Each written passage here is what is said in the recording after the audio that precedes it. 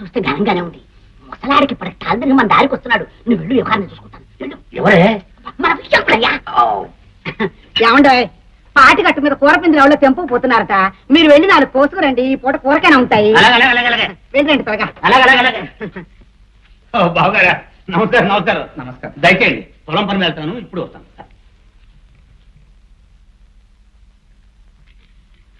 ఆశనా చూద్యమా, ఇన్నాళ్ళ గుర్తొచ్చామా మేము అన్నగారికి? దారి తెప్పొచ్చినట్టున్నారే. అలా అనకమ్మా, పని పాటల తరుణం.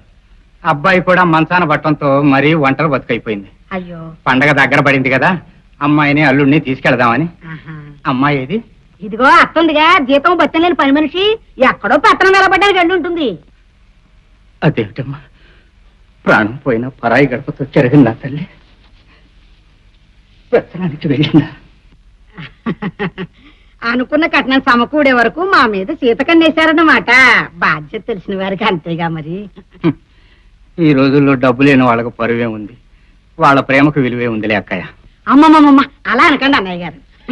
డబ్బును మనం సంపాదిస్తాం కానీ అది మనం సంపాదిస్తుందా? ముష్టి డబ్బు ఇవాళ ఉంటుంది, రేపు పోతుంది. కానీ ఆ అపేక్షలు ఎక్కడికి పోతాయి? అందుకనేగా ఇస్తానని కట్నం డబ్బు పువ్వుల్లో పెట్టినట్టు మూటగట్టి తెచ్చారు.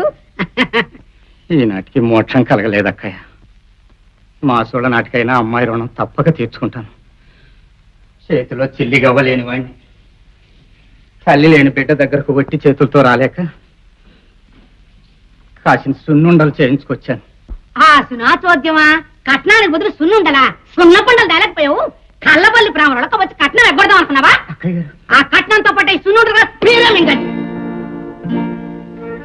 అక్క చెక్క. ఇక పండగ లేదు, పబ్బం లేదు. ఈ భూమండలం అంతా బుగ్గైనా సరే మీ అమ్మాయిని అల్లుడిని పంపేది లేదు. మళ్ళీ మా గడప దొక్కితే ఊరుకునేది లేదు. ఇక అక్కయ్య, కష్ట సుఖాలు వడకట్టిన ఆడబిడ్డ వాళ్ళ అనకమ్మ. ఐశ్వర్యం లేనంత మాత్రం అపేక్షలు కూడా లేవనుకోకండి.